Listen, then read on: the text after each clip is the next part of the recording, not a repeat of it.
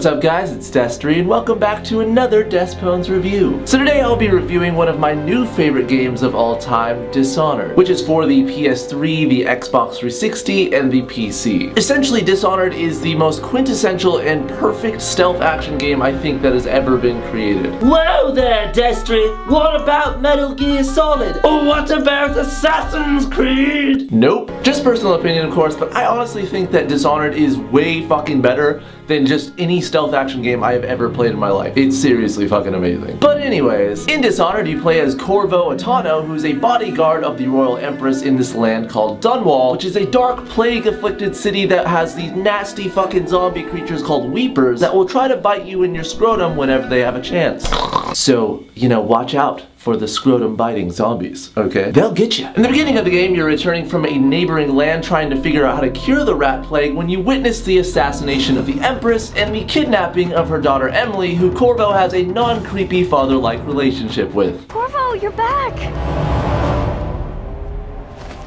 Will you tell me about your trip, please? Also, she gets captured by what appears to be Death Eaters because they teleport everywhere and it's fucking nasty, tits out awesome. Well, not that she got captured and that her mom was killed, because that kind of sucks, but you know. Corvo is then framed with the assassination and is sentenced to death, but with the help of an underground resistance group, is able to escape and set up plans to rescue Emily and shove a gardening tool in the anus of those responsible. Tomorrow you'll be executed, but it's for a good cause. You were in the wrong place at the right time, and someone has to take the fall. Anyways though, so after all of that, you start getting missions of targets to assassinate from your headquarters at the Hound Pits pub. And one of the best aspects about this game is just how open-ended all of the levels are. Basically, once you start a mission, you are able to decide how to complete that mission and what route to go, how to kill the target that you're trying to assassinate. So you are completely in control of how to complete a mission, which is awesome. So whether you charge in guns and balls out just shouting fuck you, or slink back in the shadows with a dagger and a crossbow, maybe slicing people's dick skins a little bit. Plus there's always the option not to kill anyone and take out your targets using non-lethal methods. But whatever you decide to do, it affects the overall chaos meter of the entire world, which affects the outcome at the end of the game.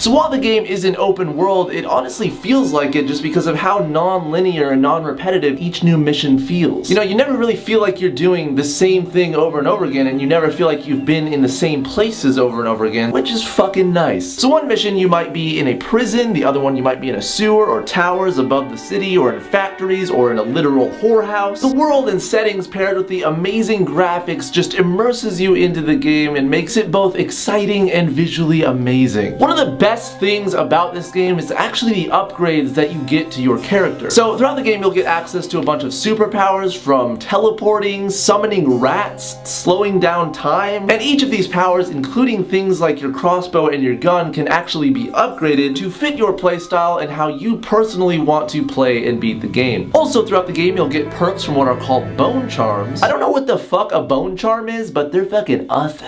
So some of the things that the bone charms can make you do is make you walk faster while you're carrying bodies, or swing your sword faster, or walk quieter, or take less fall damage. And by the end of the game you're able to have 6 of these on at once, which is another thing that really customizes your playstyle and how you personally want to play and beat the game. Unfortunately though, upgrading can be a bitch because as you upgrade your character, your enemies get stronger, so you kind of have to gauge like, oh, these enemies are weak to gun attacks, so clearly I should get a better gun. But then you're spending money on a gun upgrade that you probably don't even want to fucking use, so it kind of gets tough. Like, I personally would always just use my crossbow and just upgrade the fucking tits out of that thing so I could be, you know, like just a nasty, stealthy little butt pirate. But then a lot of the times I would run out of crossbow bolts and I'd be sitting there like...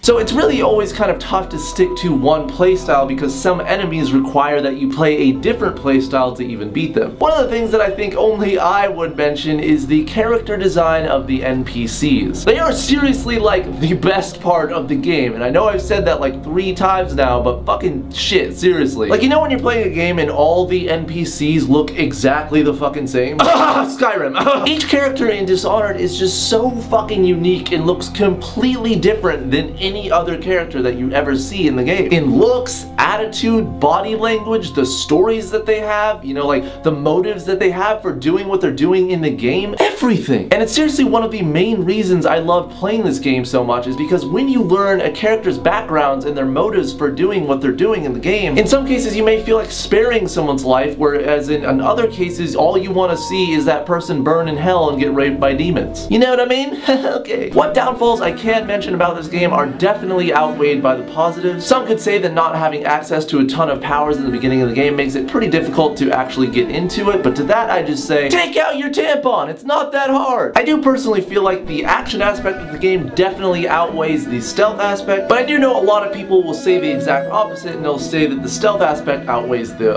action aspect. So playing the game through twice, doing different playstyles is definitely a good idea. So keeping all that stuff in mind, I think I'm going to give Dishonored a 9.2 out of 10 and a stamp that says, if you don't play this game, Destry will come to your house and slice your dick skin. Seriously, it's a fucking good game. Anyways though, if you have a suggestion in mind of a game that you want to see me review, make sure to leave those in the comments down below and I'll make sure to check those out. Until next time guys, I love you all and I will see you later.